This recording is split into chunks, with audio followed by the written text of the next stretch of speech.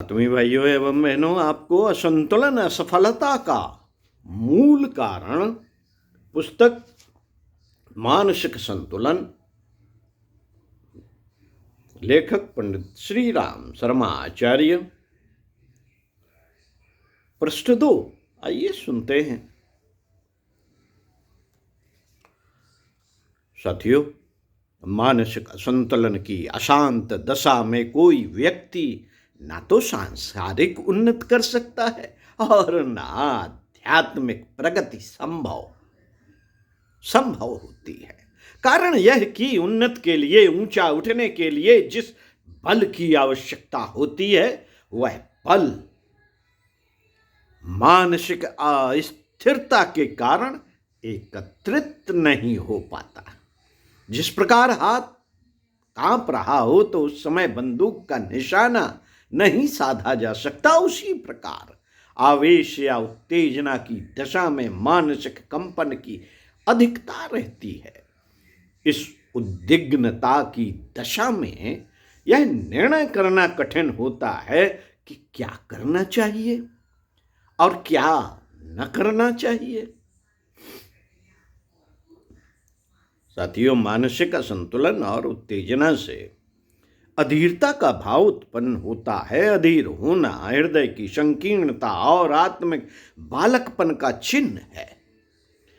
बच्चे जब बाग लगाने का खेल खेलते हैं तो उनकी कार्य प्रणाली विचित्र होती है। अभी बीज बोया, अभी उसमें खाद पानी लगाया, अभी 2-4 मिनट के बाद ही बीज को उलट पुलट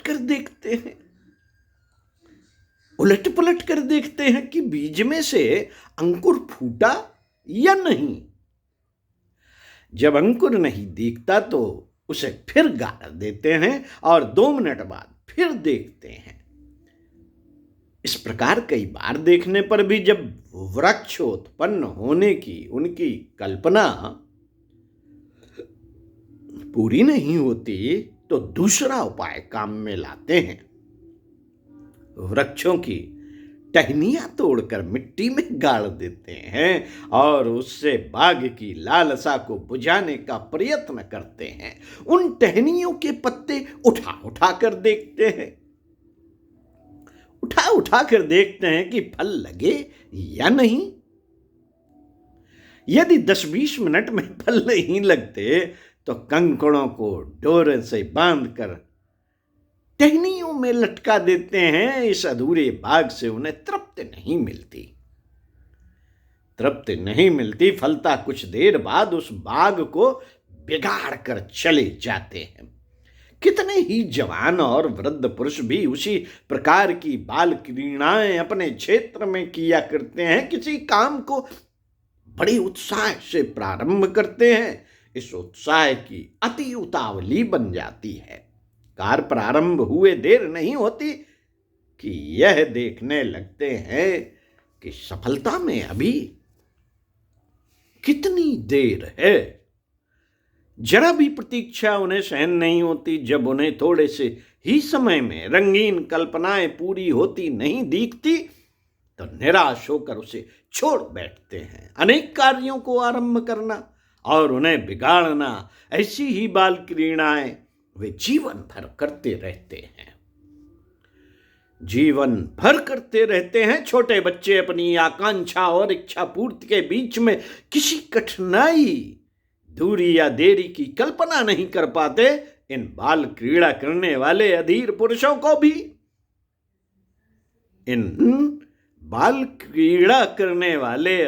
पुरुषों की भी मनोभूमि ऐसी ही होती है।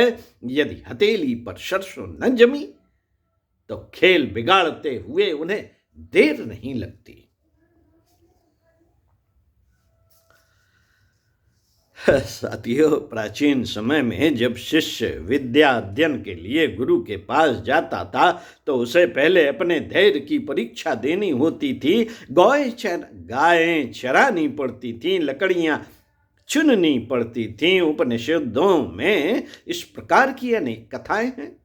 इंद्र को भी लंबी अवधि तक इसी प्रकार तपश्चर्या पूर्ण प्रतीक्षा करनी पड़ी थी। जब वह अपने धैर्य की परीक्षा दे चुका तब उसे आवश्यक विद्या प्राप्त हुई। प्राचीन काल में विज्ञ पुरुष जानते थे कि धैर्यवान पुरुष ही किसी कार्य में सफलता प्राप्त कर सकते हैं। इसलिए धैर्यवान स्वभाव वाले छात्रों को ही विद्या अध्ययन कराते थे, क्योंकि उनके पढ़ाने का परिश्रम भी अधिकारी छात्रों द्वारा ही सफल हो सकता था। चंचल चित्त वाले अधीर स्वभाव के मनुष्य का पढ़ना न पढ़ना बराबर है। अक्षर ज्ञान हो जाने या अमुक कक्षा का सर्टिफिकेट ले लेने से कोई विशेष प्रयोजन सिद्ध नहीं होता। आतुरता एवं उतावली का स्वभाव जीवन को असफल बनाने वाला एक भयंकर खतरा है।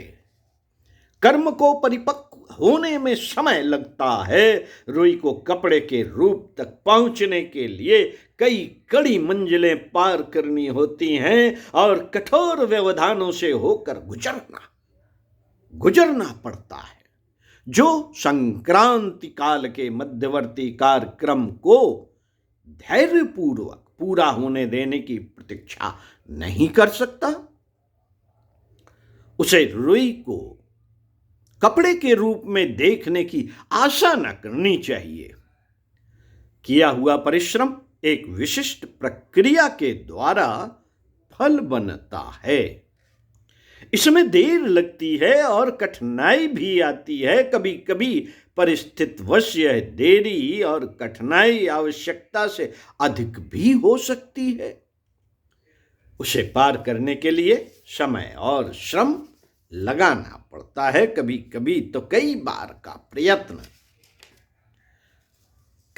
का प्रयत्न भी सफलता तक नहीं ले पहुंचता। तब अनेक बार अधिक समय तक अविचल धैर्य के साथ जुटे रहकर अभीष्ट सिद्धि को प्राप्त करना होता है। आतुर मनुष्य इतनी दृढ़ता नहीं रखते। आतुर मनुष्य इतनी दृढ़ता नहीं रखते। साथियों, जरा सी कठिनाई या देरी से वे घबरा जाते हैं और मैदान छोड़कर भाग निकलते हैं। यही भगोड़ापन उनकी पराजयों का इतिहास बनता जाता है। चित्त का एक काम पर न जमना, संशय और संकल्प विकल्पों में पड़े रहना एक प्रकार का मानसिक रोग है। यदि काम पूरा न हो पाया तो, यदि कोई आकस्मिक आपत्ति आ गई तो, यदि फल उल्टा निकला तो, इस प्रकार की दुविधापूर्ण आशंकाएं मन को डांवाडोल बनाए रहती हैं। पूरा आकर्षण और विश्वास न रहने के कारण मन उचिता सा रहता है। जो काम हाथ में लिया हुआ है उस पर निष्ठा नहीं होती, इसलिए आधे मन से वह किया जाता है। आधा मन दूसरे काम की खोज में लगा रहता है। इस डामाडोल स्थिति में एक भी काम पूरा नहीं हो पाता। हाथ के काम में सफलता नहीं मिलती, बल्कि उल्टी भूल होती चली जाती है।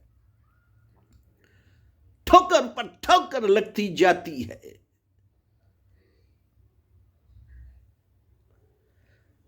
मित्रों, दूसरी ओर आधे मन से जो नया काम तलाश किया जाता है उसके हानि लाभों को भी पूरी तरह नहीं विचारा जा सकता।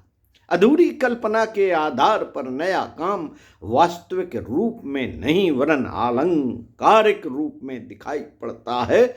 पहले काम को छोड़कर नया पकड़ लेने पर फिर उस नए काम की भी वही गति होती है जो पुराने की थी। कुछ समय बाद उसे भी छोड़कर नया ग्रहण करना पड़ता है। इस प्रकार काम शुरू करना और उसे अधूरा छोड़ना इस कार्यक्रम की बराबर पुनरावृत्ति होती रहती है और अंत में मनुष्य को अपने असफल जीवन पर पश्चाताप करने के सिवा कुछ हाथ नहीं लगता। पढ़ते रहिए कुछ अच्छा और सुनते रहिए कुछ अच्छा।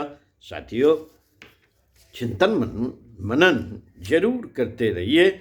इसी क्रम में आपको हम स्वाध्याय सत्संग का क्रम बनाए रखते हुए इसी पुस्तक के पृष्ठ 4 से पढ़कर सुनाएंगे अगले वीडियो में। मानसिक असंतुलन से आध्यात्मिक पतन। ओम।